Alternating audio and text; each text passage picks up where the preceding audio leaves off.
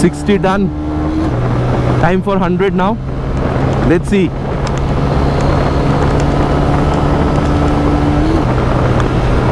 Oh, smooth gear shifting. 100 also easily done. Hello friends and welcome back to motor defined. আমি আপনাদের host and দোস্ত অরিন্দম ঘোষ, আর আজকে আপনাদের জন্য নিয়ে চলে এসেছি all new 2024 TVS Raider 125 iGO assist variant. এবার দেখুন টিভিএস রেডারের অন্য মডেল থেকে এই মডেলটাতে কি ডিফারেন্ট আছে সেটাও আপনাদেরকে আমি এই রাইড রিভিউয়ের মধ্যে বোঝানোর চেষ্টা করব, টেস্ট করে যেখানে কি ডিফারেন্স পাচ্ছেন। বিকজ কোম্পানি ক্লেম করছে 0 to 60 km/h speed after this I go assist update এটা জাস্ট 5.8 সেকেন্ডস অ্যাচিভ করতে পারবে। এটাও আমি আপনাদেরকে এখানে টেস্ট করে দেখাবো, সাথে সাথে feature, specification, price, mileage everything এখানে ডিসকাশন করবো যে আগের মডেলের থেকে এখানে কী চেঞ্জ হয়েছে। আর এটাও আপনাদের বলবো যে এই বাইকটাকে যদি কম্পিটিশনের সাথে কম্পেয়ার করেন, যেরকম পালসার N125 হলো বা বলতে পারেন যে এক্সট্রিম 125 হোক, ওই বাইকগুলোর তুলনায় এই বাইকটা কেনা কতটা আপনার জন্য ঠিক হতে পারে ভিডিও এন্ড পর্যন্ত এটাও আপনার একটা ক্লিয়ার আইডিয়া পেয়ে যাবেন। And very special thanks to Rahul TVS Krishnanagar for providing me this bike, যাতে আমি আপনাদের পর্যন্ত এই রিভিউটা পৌঁছে দিতে পারি। ওয়েস্ট বেঙ্গলের কৃষ্ণনগর পাশাপাশি এরিয়াতে যদি আপনি থাকেন কোনো রকমের, এখানে যদি আপনি টিভিএসের প্রোডাক্ট কিনতে চান, শোরুমকে আপনি কন্ট্যাক্ট করতে পারেন। ডিটেলসটা অলরেডি আপনারা নিজেদের স্ক্রিনে দেখে নিয়েছেন। তাহলে চলুন দেরি না করে শুরু করা যাক। বন্ধুগণ, তবে বকারাউন্ড দিয়ে স্টার্ট করা যাক। আর প্রতিটা ভিডিও মতন সব থেকে প্রথমে কিটা আপনাদের দেখিয়ে দিই। আগে যেরকম আমরা ওয়েভ কি পেতাম with this TVS logo, same এখনও আমরা পাচ্ছি। N125 হোক বা এক্সট্রিম 125R হোক, ওখানে কিন্তু এই জিনিসটা আমরা পাই না। আচ্ছা, এবার রেডারে কিন্তু আগেও স্প্লিট সিট মডেল ছিল, তাহলে ওই স্প্লিট সিট মডেল থেকে এই আইগো অ্যাসিস্ট সিস্টেম মডেলের মধ্যে কী কী ফারাক, মেন ডিফারেন্সগুলো সব থেকে প্রথমে আগে আপনাদের বলে দিই। দেখুন, নাডো যে গ্রে কালারটা, এটা আপনারা পাচ্ছিলেন না। নর্মাল স্প্লিট সিট ভেরিয়েন্টে আপনি ব্লুটুথ পেতেন না। অ্যান্ড দেন আপনি কিন্তু আইগো অ্যাসিস্ট এটাও পেতেন না আগে, যেটা এখন পাচ্ছেন।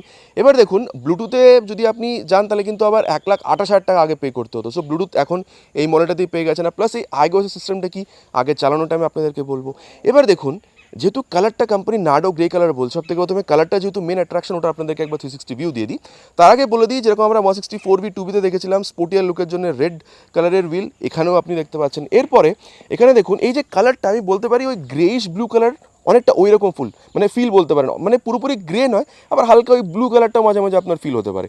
দেখুন এখানে ট্রাই কালারের টাচ, টিভিএসের লোগো, অ্যান্ড দেন এখানে ওই যে গ্রে কালারটা পাচ্ছেন, হুইলটা রেড অলরেডি বলেছি, ট্যাঙ্কে আপনি গ্রে কালার পাচ্ছেন। দেন নিচে বলতে পারেন যে ইঞ্জিন কাউল, সেখানে গ্রে কালার আছে, সিট কাউলটাতে গ্রে আছে, রেডারটা 3D, অ্যান্ড দেন এখানে আপনি এই রেড কালারের স্টিকারিংটা পাচ্ছেন। অ্যান্ড দেন এখানে কিন্তু এই যে মাফলার কভার, সেটাও আপনি এখানে গ্রে কালারের পাচ্ছেন।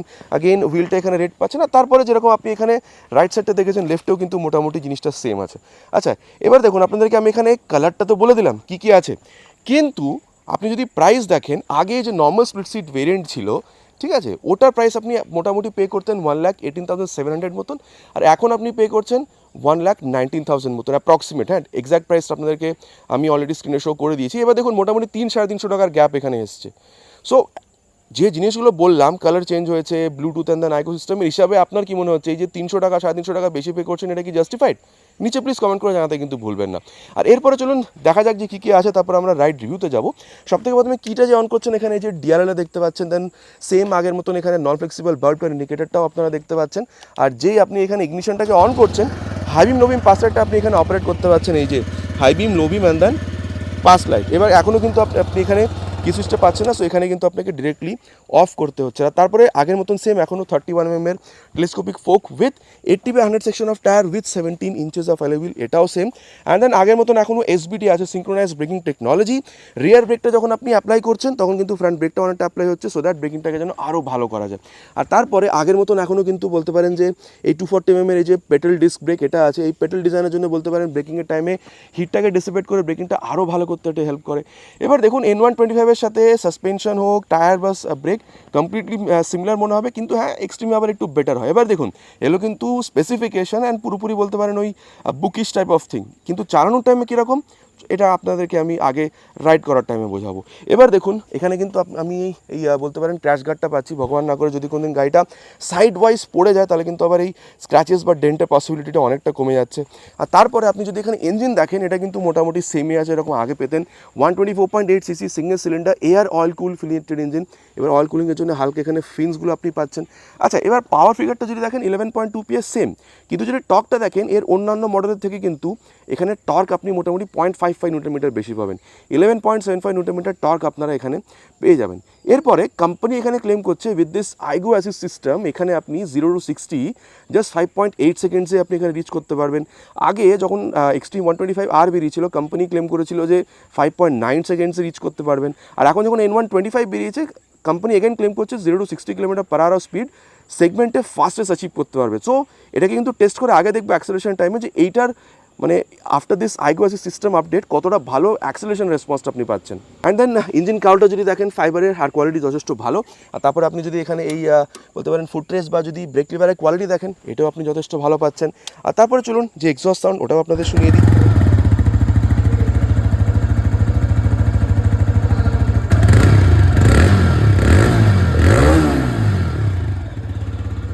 আওয়াজটা আপনারা শুনে নিয়েছেন, আপনাদের কীরকম লেগেছে নিচে কিন্তু জানাতে প্লিজ ভুলবেন না।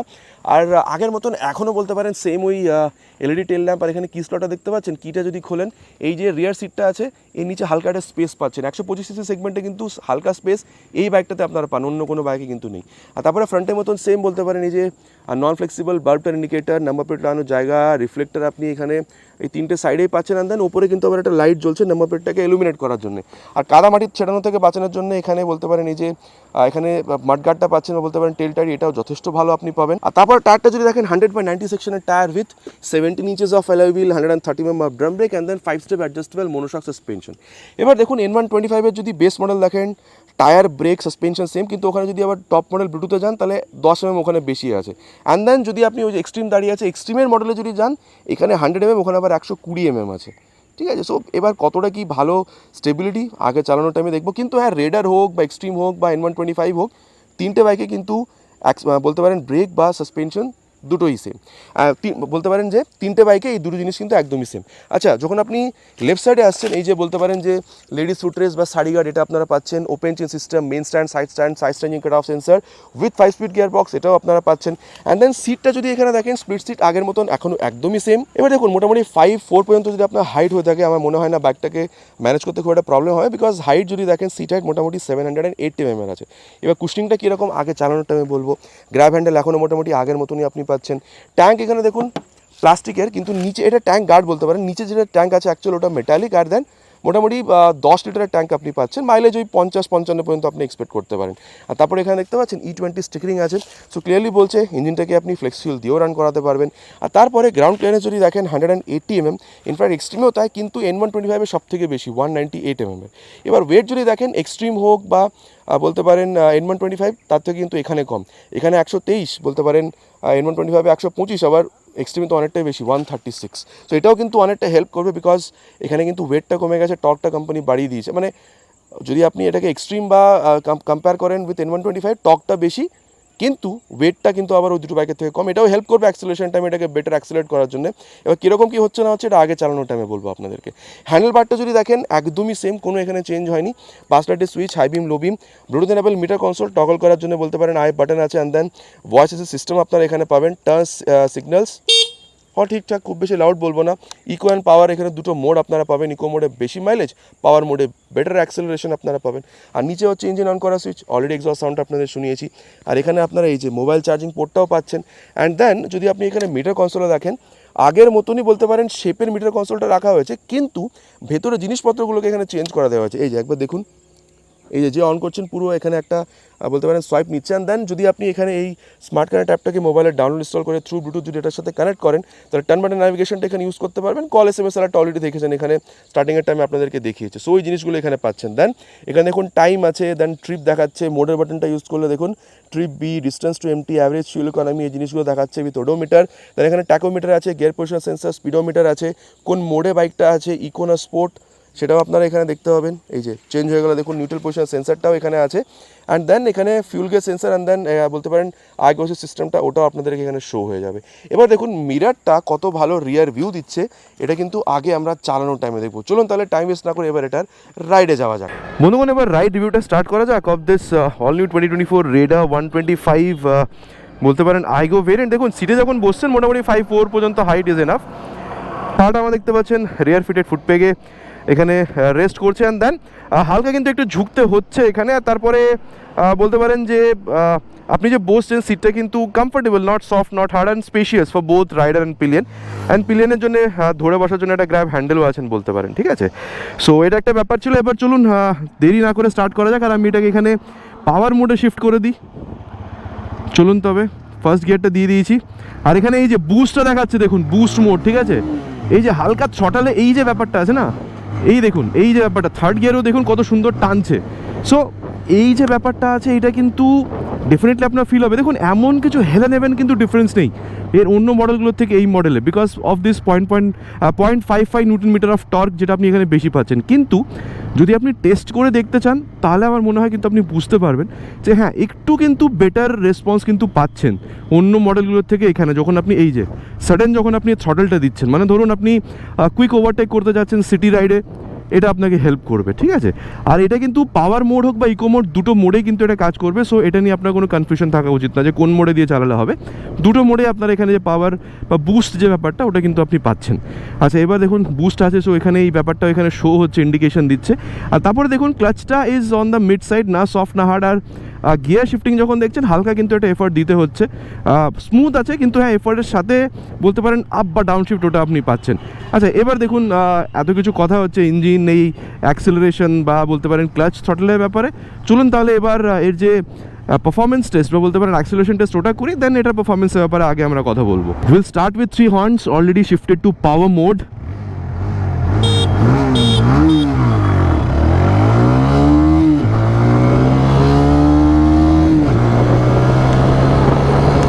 $60 done. Time for 100 now. Let's see.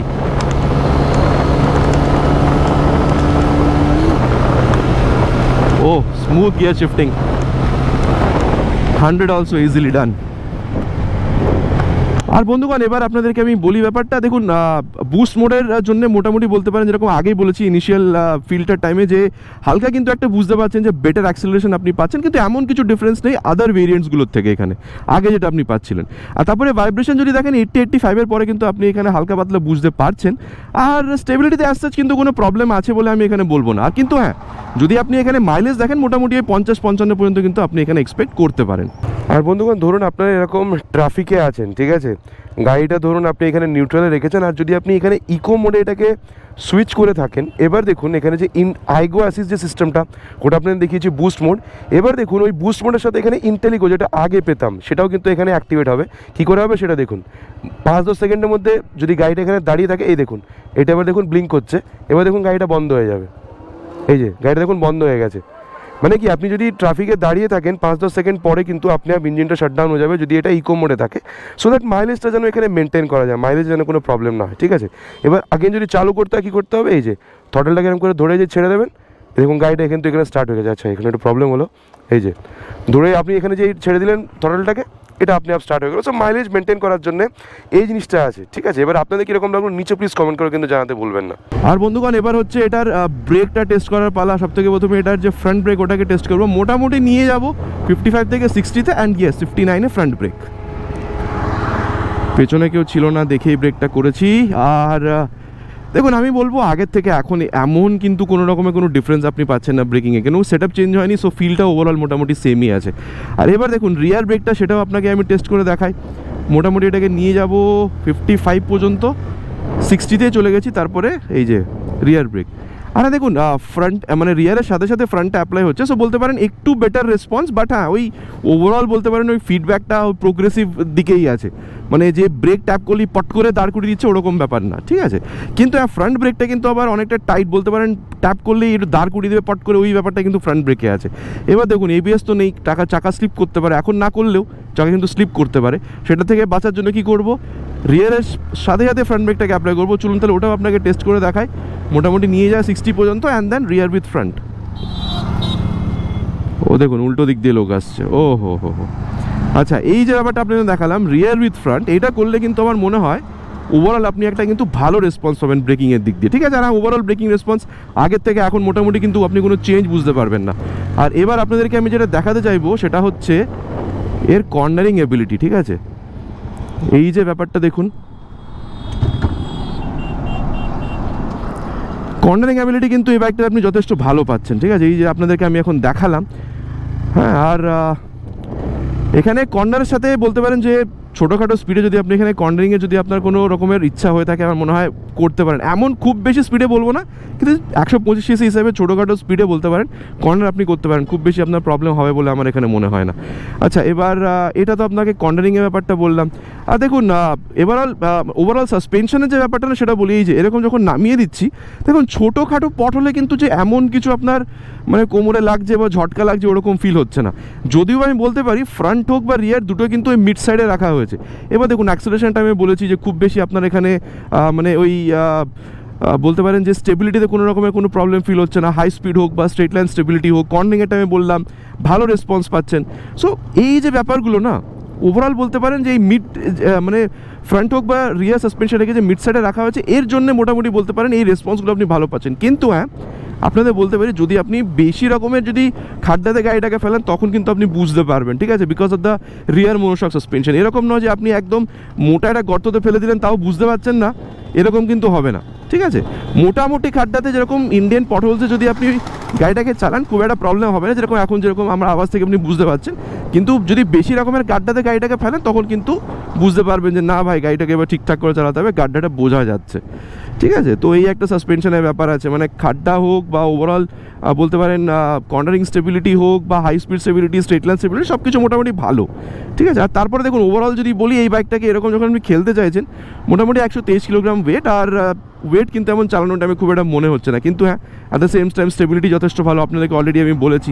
আর তারপরে দেখুন রিয়ার ভিউ মিরারটা কিন্তু যথেষ্ট ভালো রিয়ার ভিউ দিচ্ছে, speedo, odo, tacho, gear position sensor, এখন তো আপনি ব্লুটুথ পাচ্ছেন, মোবাইল চার্জিং পোর্ট, এভরিথিং। আর এইসব জিনিস যেহেতু আপনি একসাথে পাচ্ছেন না, আমার মনে হয় রেডার সিরিজে এটা কিন্তু one of the best value for money bike, ঠিক আছে, এটা আমি আপনাদেরকে বলতে পারি। আর তারপরে হালকা একটুখানি স্পোর্টি রাইডার পজিশন, দেন কমফোর্টেবল সিট, স্পেশিয়াস সিট, এগুলো তো আপনারা পাচ্ছেন। আমার মনে হয় দেখুন যদি আপনি ওভারঅল দেখেন এভরিডে রাইডের জন্য তো ইউজ করতেই পারেন, কিন্তু আমি বলবো যে যদি আপনার ওই থ্রটল মানে ধরুন আপনি সিটি রাইডে বেশি ইউজ করবেন, ওই কুইক ওভারটেক্সগুলো করতে আপনার যদি একটা বাইক প্রয়োজন হয়ে থাকে, ঠিক আছে, যেখানে আপনি এই বুস্ট মোডটা পাচ্ছেন, অ্যাকচুয়ালি কিন্তু হালকা হলেও কিন্তু ওই বুস্টটা কিন্তু বুঝতে পারছেন যখন আপনি থ্রটলটাকে মোড়াচ্ছেন, ঠিক আছে। সো এভরিডে রাইডে আমি বলতে পারি এই বাইকটা যথেষ্ট আপনাকে হেল্প করবে। আর ইনফ্যাক্ট এখন এই যে এই আইগো অ্যাসিস্ট মোডের এই বুস্ট মোডটা আসার পরে কিন্তু অ্যাকচুয়ালি ওভারটেক করতে হেল্প করবে। আর তারপরে যদি ছোটোখাটো এরকম যদি লং রাইডেও বেরোতে চান, ঠিক আছে, ওকেশনে আমার মনে হয় বেরোতে পারেন, খুব একটা যে অসুবিধা হবে সেরকম কিন্তু আমি আপনাদেরকে বলবো না। এবার দেখুন বাইকটার ব্যাপারে মোটামুটি আপনাদেরকে আমি এখানে বলে দিয়েছি। এবার চলুন এর কনক্লুশনে যাওয়া যাক, অ্যান্ড দেন দেখি যে ওভারঅল এই বাইকটা কেনা আপনাদের জন্য কতটা ঠিক হতে পারে when compare to Pulsar N125 and Xtreme 125R। আর বন্ধুগণ এবার কনক্লুশনের ব্যাপারটা কথা বলা যাক, বাইকটা কেনা কতটা ঠিক হবে। দেখুন কম্পিটিশন অনেক আছে, N125, এক্সট্রিম 125R। এবার দেখুন N125 এর তুলনায় যদি আপনি কম্পেয়ার করেন মোটামুটি 1,21,000 টাকা পর্যন্ত ব্লুটুথ মডেল আছে, যেটা আপনি এখানে 1,19,000 টাকা পাচ্ছেন। সো 2 থেকে 3,000 টাকা আপনি এখানে কম পে করছেন। এবার দেখুন অ্যাক্সেলারেশন বা ব্রেকিংয়ের N125 থেকে এখানে খুব বেশি ডিফারেন্স সেটা বলবো না, কিন্তু এই যে থ্রটল রেসপন্স একটু বেটার, অ্যান্ড দেন এই যে এলইডি লাইট বা বলতে পারেন এই যে ডিআরএল, অ্যান্ড দেন এখানে এই যে আপনি ন্যাভিগেশনটা ইউজ করতে পারছেন, এই জিনিসগুলো যদি আপনি দেখেন মোটামুটি কিন্তু আবার N125 থেকে আপনি এখানে বেটার পাচ্ছেন। সো আমি বলবো যে আপনার এখানে যদি আওয়াজটা পছন্দ হয়ে থাকে, রেডার যদি আপনার কেনার ইচ্ছা হয়ে থাকে, প্রাইস যদি 2-3 হাজার টাকা আপনি কমও পে করতে চান N125 এর থেকে, আমার মনে হয় না এমন কিন্তু কিছু আপনি খারাপ প্রোডাক্ট পাবেন, বরং আপনি বলতে পারেন ভালোই পাচ্ছেন N125 এর তুলনায় যদি দেখেন, ঠিক আছে। আচ্ছা, এবার যদি আমি এটাকে কম্পেয়ার করি উইথ এক্সট্রিম 125R, দেখুন আমার মনে হয় এক্সট্রিম 125R যেটা টপ মডেল ABS মডেল, সেটা মোটামুটি আপনি 1,25,000 থেকে 26,000 টাকা পে করছেন। সো আগেন এখানে মোটামুটি আপনি 6 থেকে 7,000 টাকা পর্যন্ত কম পে করছেন। এবার দেখুন আমার মনে হয় যদি আপনি ওই এক্সট্রিমের ব্যাপারটা দেখেন, একটু বেশি কমফোর্টেবল রাইডার পজিশন বা আপনার সেফটি নিয়ে আপনি আরও বেশি কনসার্ন, ABSগুলো আপনার দরকার প্রয়োজন বোধ থাকে, এক্সট্রিম কিন্তু আপনি যথেষ্ট কিনতে পারেন, মানে ওটা যথেষ্ট ভালো বাইক, মানে বলতে পারেন one of the best bike in 125cc segment. কিন্তু এবার এই বাইকটার ব্যাপারটা কথা বলা যাক। দেখুন আমার মনে হয় after this I go assist update, ঠিক আছে, আমার মনে হয় ব্যাপারটা কিন্তু আরও বেটার হয়ে গেছে। মানে দেখুন অ্যাক্সেলারেশন আরও বেটার পাচ্ছেন, ব্রেকিংও যথেষ্ট ভালো। আর আমি এটা বললে ভুল হবে না যে রেডার সিরিজে এটা বলতে পারেন best value for money bike, because split seat পাচ্ছেন, স্পোর্টি লুক, এখানে আপনি ব্লুটুথও পেয়ে যাচ্ছেন, আবার এতগুলো আপনি এখানে ফিচারও পেয়ে যাচ্ছেন, ঠিক আছে। সো ওভারঅল যদি দেখেন রেডার 125 এই যে সিরিজ 5টা থেকে 6টা বাইক ভেরিয়েন্ট আপনি পাচ্ছেন, তার মধ্যেও যদি দেখেন আমার মনে হয় আগে আপনি স্প্লিট সিটের জন্য উইদাউট ব্লুটুথ ভেরিয়েন্টে 1,18,600 পর্যন্ত 700 পর্যন্ত পে করতেন, এখন জাস্ট 3 থেকে 350 টাকা বেশি পে করছেন। আর আমার মনে হয় best value for money variant in বলতে পারেন রেডার সিরিজ, রেডার 125 সিরিজ। এবার দেখুন আমার কি এক্সপিরিয়েন্স, ঠিক আছে, রাইড এক্সপিরিয়েন্স, ওয়াক অ্যারাউন্ড কী চেঞ্জ হয়েছে না হয়েছে, এভরিথিং ইন ডিটেল আপনার সাথে ডিসকাশন করেছি। এবার আপনারা জানাবেন যে রেডার 125 সিরিজের মধ্যে এই বাইকটা কিনতে পছন্দ করবেন নাকি অন্য কোনো বাইক, নাকি এক্সট্রিম 125 আর নাকি পালসার 125। এবার ভিডিওটা যদি আপনার ভালো লেগে থাকে, চ্যানেলটা কিন্তু একদমই নতুন, ভিডিওটাতে প্লিজ একটি লাইক, আর যদি আপনি যদি চ্যানেলে প্রথমবার এসে থাকেন চ্যানেলটাকে সাবস্ক্রাইব করে বেল বাটনটা অলে হিট করতে প্লিজ ভুলবেন না। আগান ইটস মাই রিকোয়েস্ট। খুব তাড়াতাড়ি দেখা হবে বন্ধুগণ এরকমই একটা ভিডিওতে বাইক বা স্কুটারের সাথে। Till then ride safe and Jai Hind.